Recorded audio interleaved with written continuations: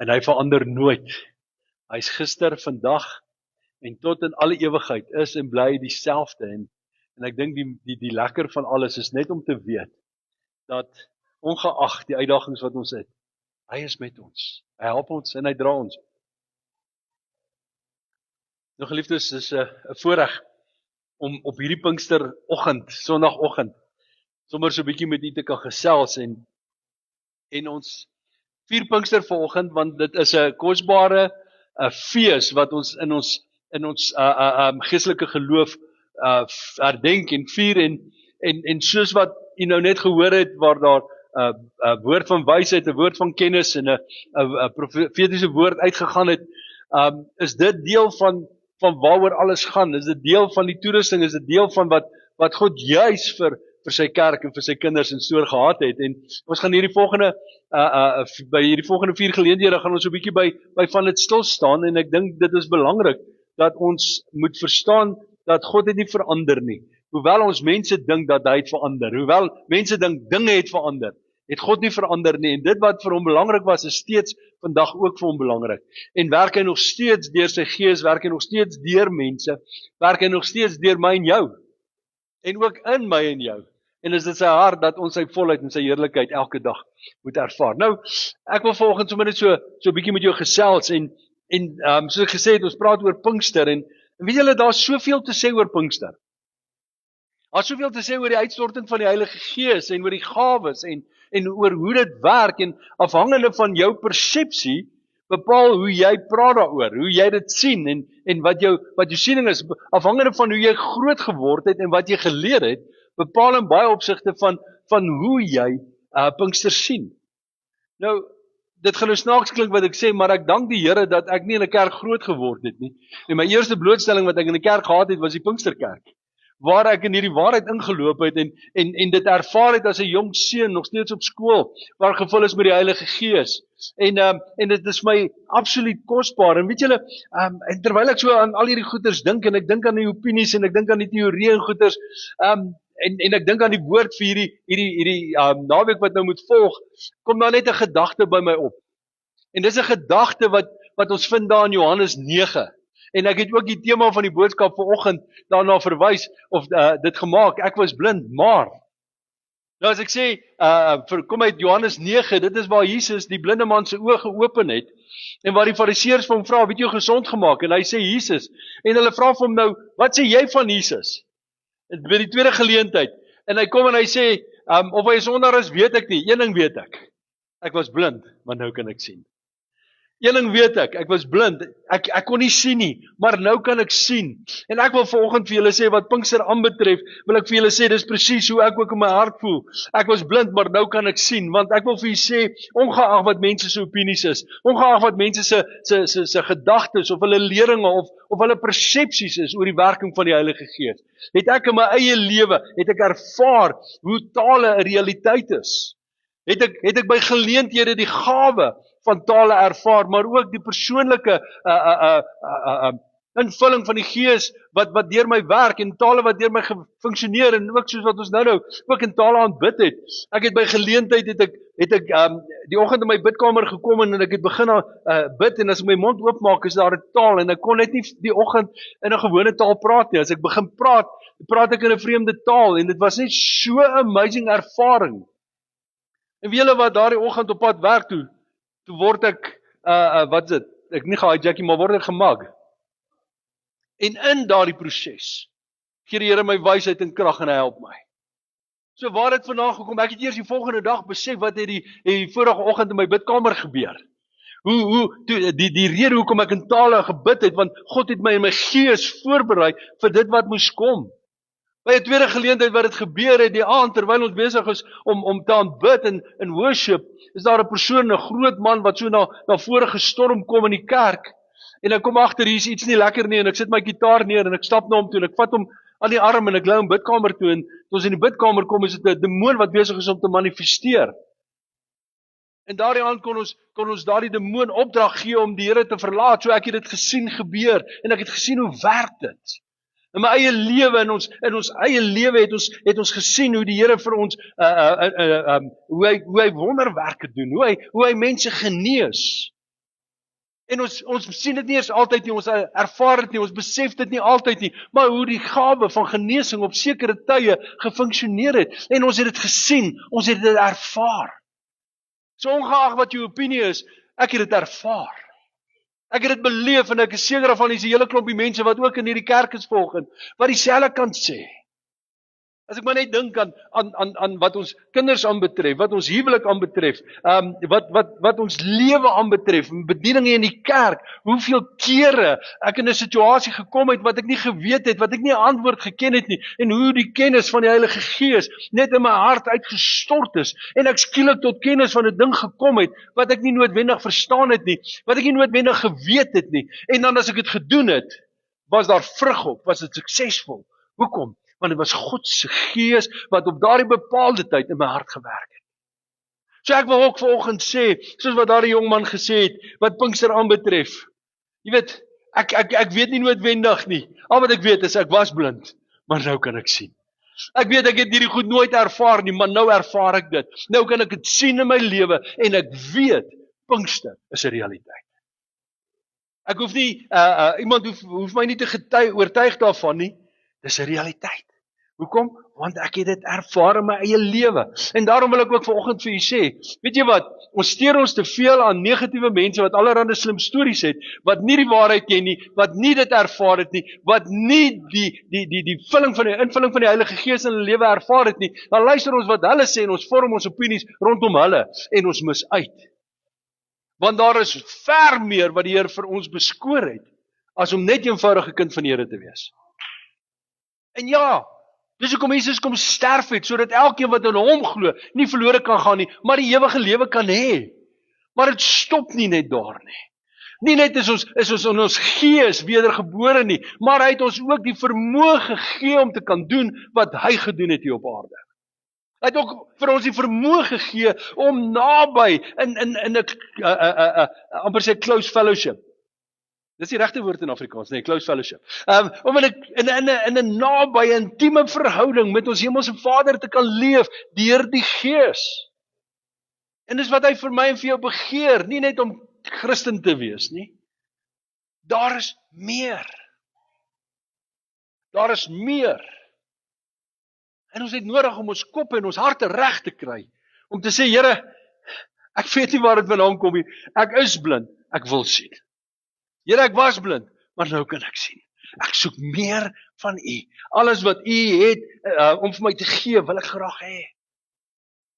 So as ons net vandag kan stil staan by Pinkster, en ek wil begin met hierdie Pinksterdienste, wil ek begin by wat het gebeur op die dag van Pinkster. So kom ons kyk gou so 'n bietjie daarna, net om vir ons 'n bietjie die agtergrond te gee en net vir jou te wys dat dis nie net 'n eenmalige gebeurtenis nie, hoe dit alles in mekaar steek. En as ek sê alles in mekaar steek, letterlik van waar Israel uit Egipte getrek het tot waar ek en jy vandag is daar 'n lyn rondom Pinkster wat baie belangrik is. So kom ons kyk gou 'n bietjie daarna. Ons lees dan Handelinge 2 vers 1 tot 4, lees ons, en toe die dag van die Pinksterfees aangebreek het, was hulle almal eendragtig bymekaar, en daar kom skielik uit die hemel geluid, soos van 'n geweldige rukwind, en dit het die hele huis gevul waar hulle gesit het. Toe is deur hulle tonge gesien, soos van vuur, wat hulle self verdeel en op elkeen van hulle gaan sit. En hulle is almal vervul met die Heilige Gees, en het begin spreek in ander tale, soos die Gees aan hulle gegee het om uit te spreek. Tot sover. Nou eerstens lees ons in vers 1, en toe die dag van Pinksterfees aangebreek het, was hulle almal eendragtig bymekaar. So almal was bymekaar gewees. Hulle was nie in verskillende plekke nie. Hulle het daardie spesifieke dag op die Joodse kalender was dit Pinksterdag. Nou as ons net daaraan dink dat so eentjie verder in hierdie verhaal preek Petrus vir duisende mense. En as jy vraag maar, waar kom die duisende mense vandaan? Jy weet, hoe werk dit? Wel, die rede is omdat hierdie 'n fees was wat op 'n bepaalde tyd van die jaar gevier is. So as ons net vandag so deur die feeste van die Jode kan kyk, was dit die Paasfees en dan die fees van die ongesuurde brode, die fees van die eerstelinge, Pinksterfees, die fees van die Bassyne en dan die groot versoeningsdag en dan die Loofhuttefees. En wanneer ons vandag na hierdie feeste kyk wat hulle beteken, is Paasfees die offer van die lam van God. Dis vervul. Die lam is klaar geslag. Jesus is klaar geslag. Dan tweede, die fees van ongesuurde brode. Dit was die begrafnis van die Messias. En dit het ook klaar gebeur. Dis 'n fees wat in vervulling getree het. Dan die fees van eerstelinge en dit is waar Jesus uit die dode opgestaan het. Dit het in vervulling gekom. En dan die vierde fees is die Pinksterfees wat ook die fees van die oes genoem is. En dis 'n fees waar almal bymekaar gekom het en dit was dan juis met hierdie Pinksterfees, hierdie Pinkstersondag toe die uitstorting van die Heilige Gees plaasgevind het, was dit juis daardie fees wat gemaak het dat almal bymekaar was, dat die mense opgetrek het om saam in Jerusalem te wees. Dat daar baie mense was wat kon sien, hierdie 120 mense wat versamel het in hierdie huis, wat die vier ervaring gehad het, wat die doping ervaring gehad het, dat mense van buite af kon sien en kon hoor hoe hulle praat. Nou die fees van die Bassyne is die finale insameling van die oes, so dit praat van die eindtyd. Dis die volgende fees wat moet vervul word. En julle gaan nou sien hoe naby is ons daaraan. En dan as ons daarna kyk, daarna is dit die groot versoeningsdag, wanneer ons praat van die wederkoms van die Messias, en dan die Loofhuttefees, wanneer die Messiaanse ryk, sy vrederyk, sou kom. So dit is baie belangrik om te verstaan, dat hierdie was 'n Ou Testamentiese fees, almal moes deelneem, almal moes bymekaar kom, daar was 'n sekere verantwoordelikheid, wat God vir hulle gegee het om daardie tyd te doen, en dit was gewoonlik 50 dae, na die oes. Na die eerste oes. Dit was 50 dae wat moes verloop, en dit was hierdie tyd gewees, wat hulle dan saamgekom het. Maar baie interessant, was die Pinkstertyd ook 'n tyd wat die Jode gebruik het om te noem, hulle glo, dat dit was ook die tyd wat God aan Israel, aan Moses, die wet gegee het, in die woestyn, by die berg Sinai. Hulle glo dit was ook daardie selfde tyd gewees wat God met hulle 'n ooreenkoms aangegaan het. So wanneer ons gaan kyk in die Joodse geskiedenis, ons gaan kyk hoe hulle na hierdie ding kyk, dan sê hulle die volgende, hulle sê Passover freed us physically from bondage. But the giving of the Torah, met ander woorde die wet, on Shavuot, wat Pinkster is, redeemed us spiritually from our bondage and immorality. So deel van Pinkster, deel van hierdie fees, herdenk hulle die feit dat hulle volk geword het, dat hulle die wet gekry het by die Here. So dit is deel van wat hulle herdenk op hierdie dag. In Eksodus 19 vers 5 is dit juis rondom hierdie tyd, waar die Here vir hulle gesê het, as julle dan nou terdee na my stem luister, en my verbond hou, sal julle my eiendom uit al die volke wees, want die hele aarde is myne. So dit was juis hier waar hierdie ooreenkoms gesluit is. So dit is baie belangrik om te verstaan,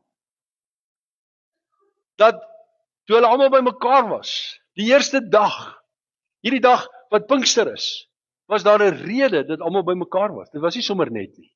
Dit was nie per toeval nie. Dit was 'n God gegeewe afspraak vir 'n spesifieke tyd dat almal bymekaar moes wees.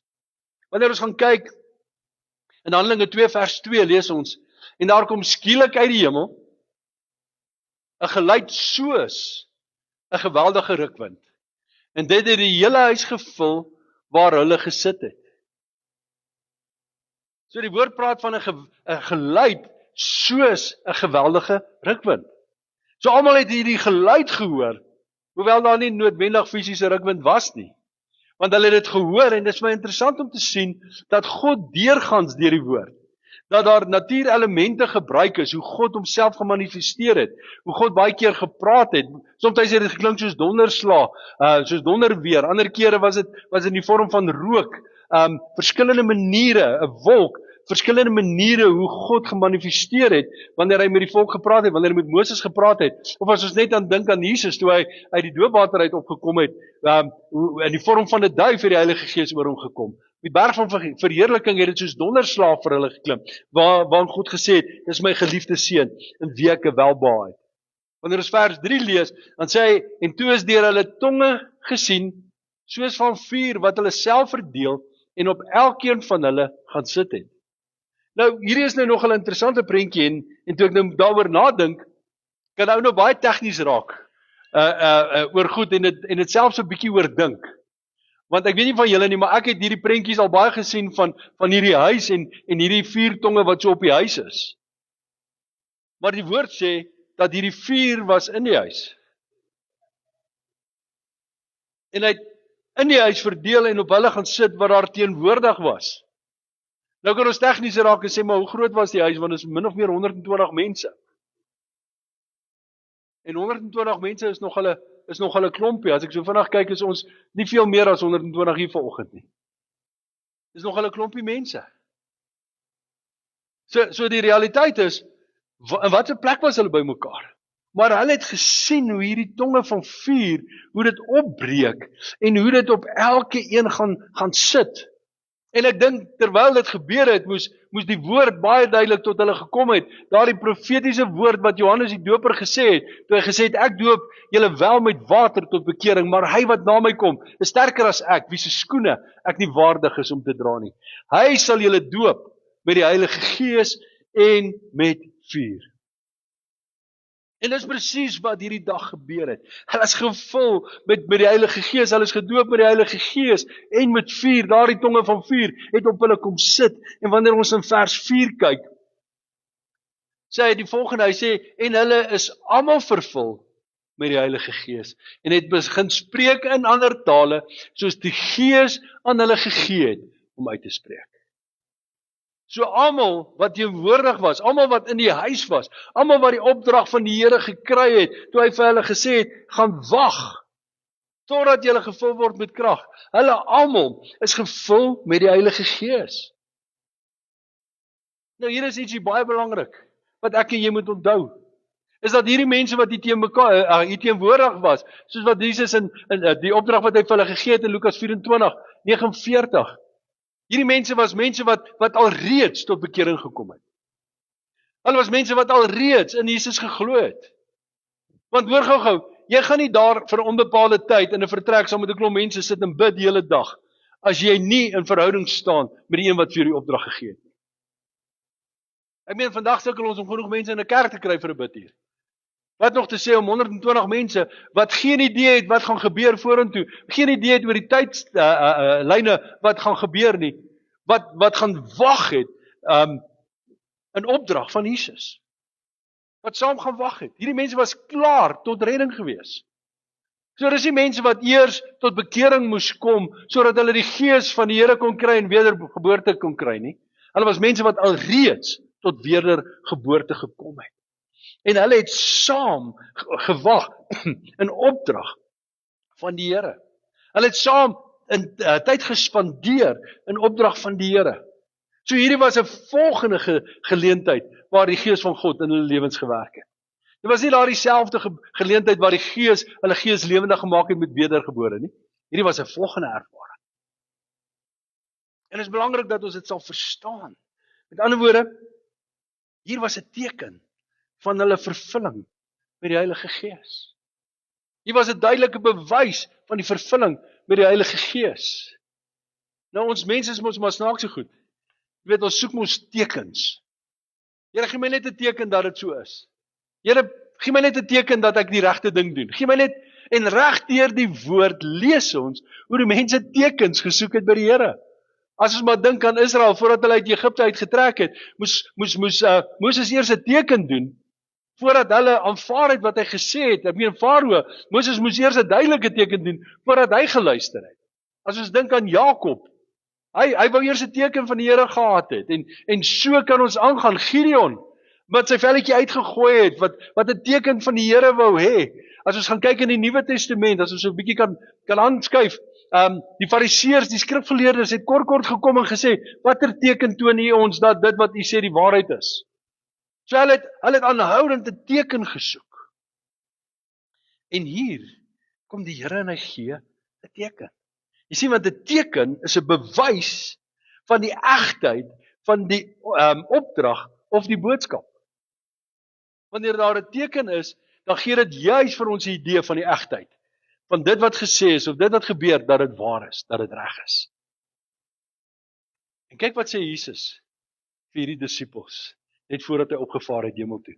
In Markus 16, vers 17 en 19 sê hy, vir die wat geglo het, sal hierdie tekens volg.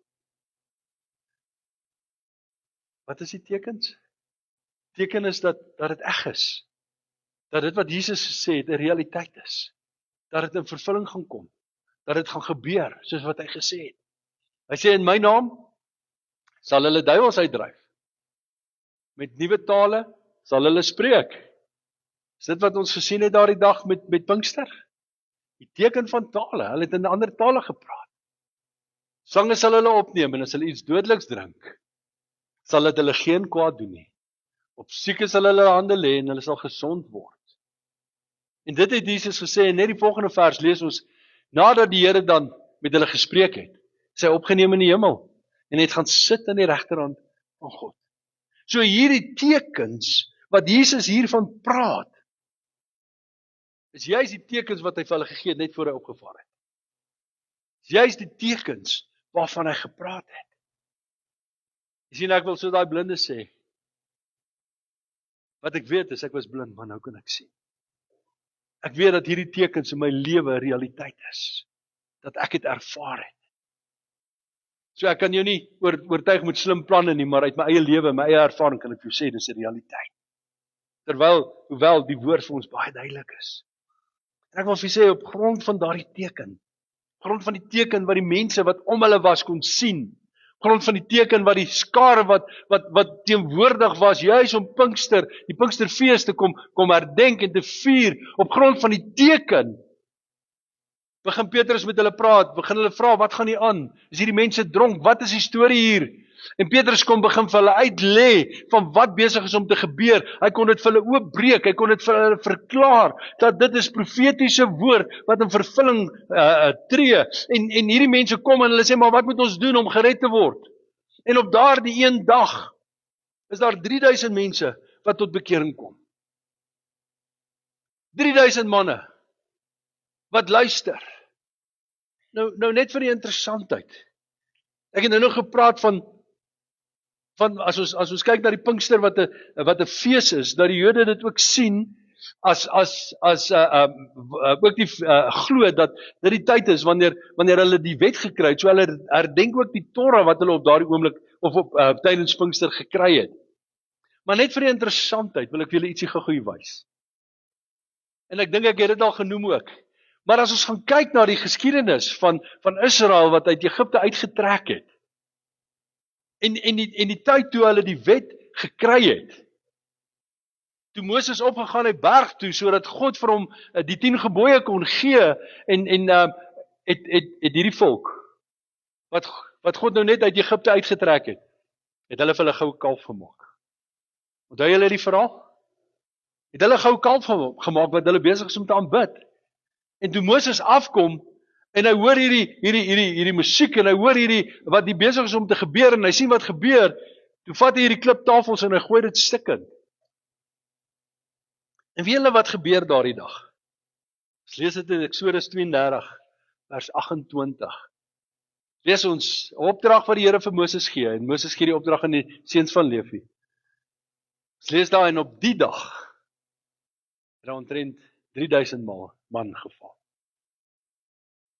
So die dag toe die wet gegee is, wat die Jode herdenk as Pinkster, het daar 3000 man, wat besig was om 'n goue kalf te aanbid, en wat weggedraai het van die Here, het hulle gesterf.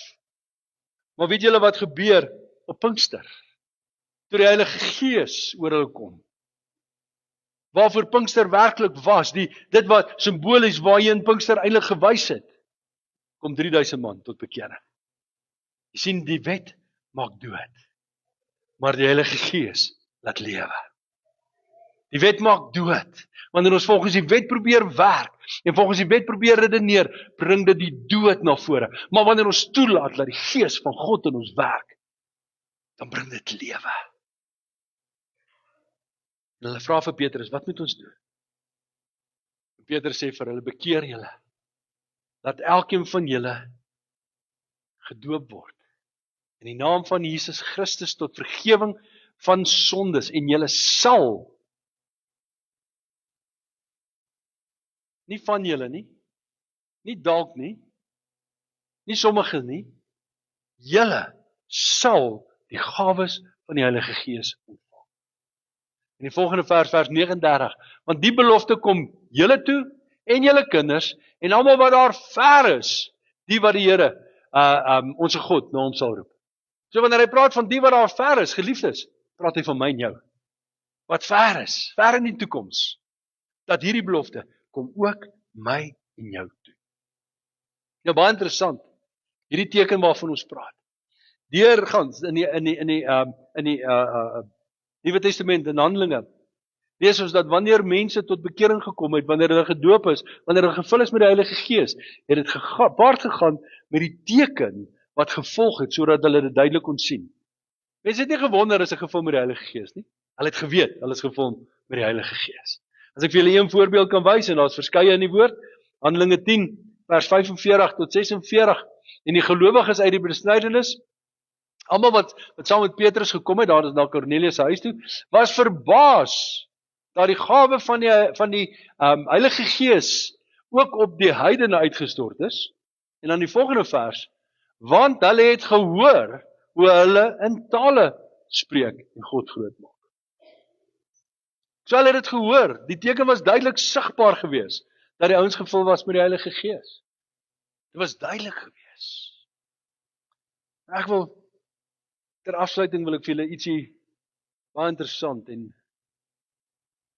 eintlik amper kommerwekkend, maar ook baie belangrik wys. Want terwyl ons kyk na hierdie wonderlike teken wat gebeur het, hierdie wonderlike manifestasie wat plaasgevind het van God se Gees, is daar iets interessant, want wanneer ons gaan kyk in die vroeë kerk, was dit die norm.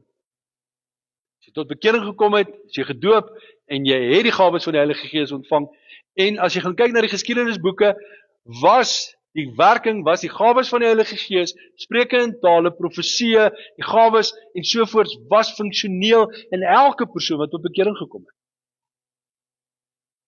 Maar soos wat die tyd geloop het, die eerste, die tweede, derde eeu, het hierdie begin afwater. En hier vroeg in die 4de eeu, was daar al minder geskryf van die gawes van die Heilige Gees wat geopereer het in die kerk. Dit is nogal interessant. Maar weet julle wat, dit nie daar gestop het. Want as ons mooi gaan kyk, was dit die tyd toe Konstantin tot bekering gekom het, die keiser tot bekering gekom het, en waar hy Christendom wettig verklaar het, en die staatskerk verklaar het, die Rooms-Katolieke, as staatskerk verklaar het. En in hierdie proses was heiligmaking, was dit onderdruk. Want hulle het gesê, as jy nie deel is van hierdie kerk nie, is daar 'n probleem, en dan word jy doodgemaak. Of daar's allerhande strawwe vir die mense opgelê. So wat gebeur het, is hulle die mense bymekaar gekry, en hulle het vir die mense gesê, of jy word 'n Christen of ons maak jou dood, wat kies jy? En soos wat hulle gesê het, nee wag, ons sal maar 'n Christen word, het hulle amper soos 'n mop gevat, amper dieselfde effek, het hulle in water gedruk en so oor die mense gespat en gesê, nou is jy 'n Christen. So die realiteit was, dat mense nie werklik tot bekering gekom het nie.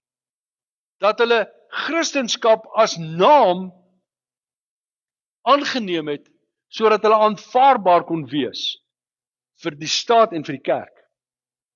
So heiligmaking is by die deur uit. En die krag van die woord, want hulle die woord basies vertaal en so gehad dat net die priesters en die leiers in die Rooms-Katolieke kerk die woord kon bestudeer.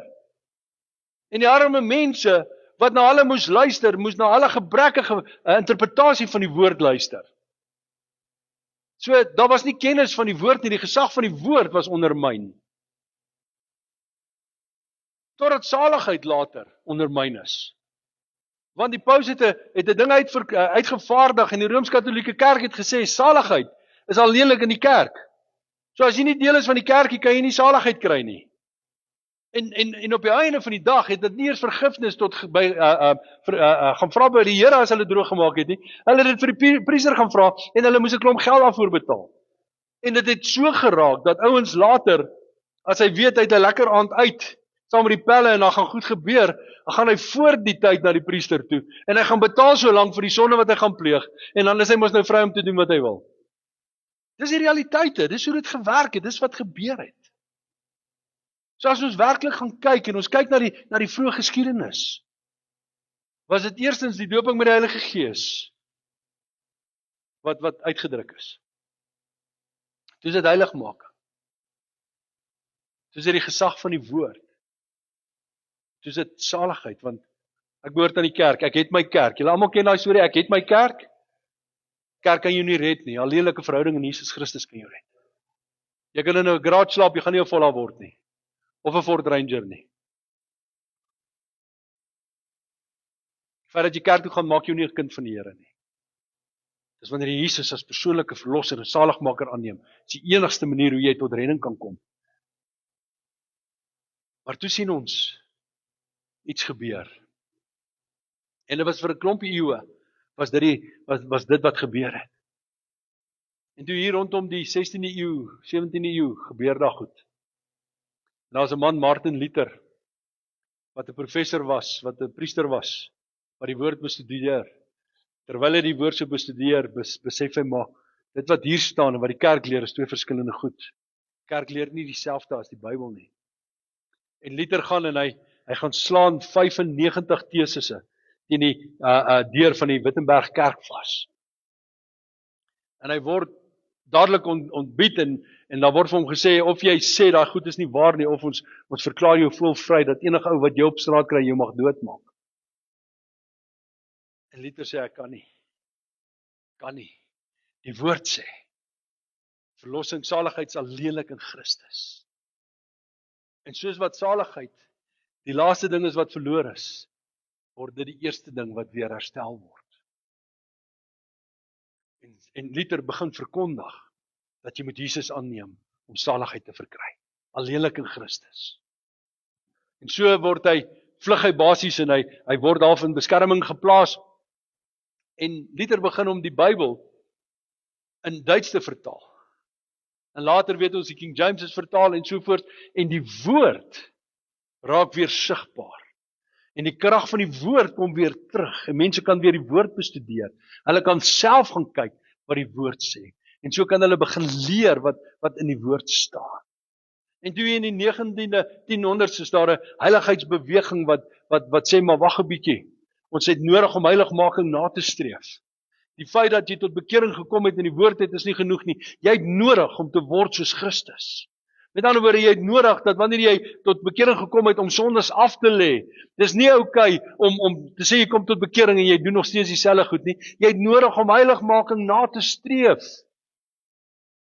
En vandag nog steeds. Dit help nie jy sê jy's 'n kind van die Here, maar jy klink en ryk en lyk nog soos die ouens van die wêreld nie. Jy beïndruk niemand nie en die vyand is nie gepla met jou nie want jy speel so reg in sy kraal. Dit is nodig om heiligmaking na te streef. Weet julle wat, hier in die 20ste eeu. 1900 is daar 'n universiteit in Amerika. En hulle is besig om die Heilige Gees te bestudeer. En hulle kyk na hierdie lering wat die woord gee van tale en gawes en die doping met die Heilige Gees en hierdie beloftes wat Jesus gee. En in 1901 is daar 'n jong meisietjie wat in haar kamer by die huis sit. En sê, Here, ek begeer dit wat U vir ons het. En sy word gevul in haar huis, sonder lering, sonder pastore, word sy gevul met die Heilige Gees.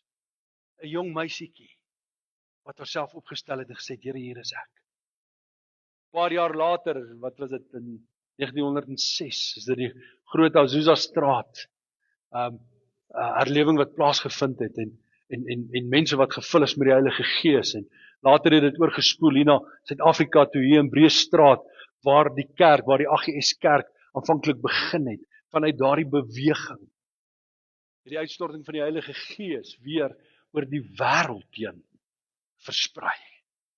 En het ons weer die realiteit van die uitstorting van die Heilige Gees, die krag van die Heilige Gees, die gawes van die Heilige Gees, weer ook in die tyd waarin ons leef, deel van ons lewe. So kyk gou hierso, as jy mooi hierna kyk, is dit in die volgorde wat die mense dit verloor het in die vroeë kerk. Is dit weer herstel. Saligheid eerste, die autoriteit van die Bybel, heiligmaking en na heiligmaking, die uitstorting van die Heilige Gees. Wat sê dit vir ons? By julle nou het ek gepraat van die feeste, en ek het gepraat van die uitstorting van die Heilige Gees, en ek probeer nou afblaai soontoe, is die 4de fees, die fees van die oes. Dit sê vir ons vandag, geliefdes, die oes is ryp. Die oes is ryp. Want weet julle wat is die volgende fees wat plaasvind? En ek dink ons is baie nader aan daardie fees as wat ons besef. Dis die fees van Basuine. Dis die finale insameling van die oes. Wanneer die groot Ek kom om die wat aan hom behoort in te oes vir sy ewige koninkryk om ewig saam met hom te wees. En ons is bevoorreg om in hierdie tyd te leef in die vooraand van hierdie dinge. Sodat ons die vervulling van die woord, sodat ons die profetiese van vervulling van wat gebeur het van die begin van die skepping af tot nou toe kan waarneem en kan sien hoe realiteit dit vandag is. So ek wil jou aanmoedig. Uitstorting van die Heilige Gees is 'n realiteit steeds vandag. En dis vir elke man en elke vrou. Nie net vir sommiges nie.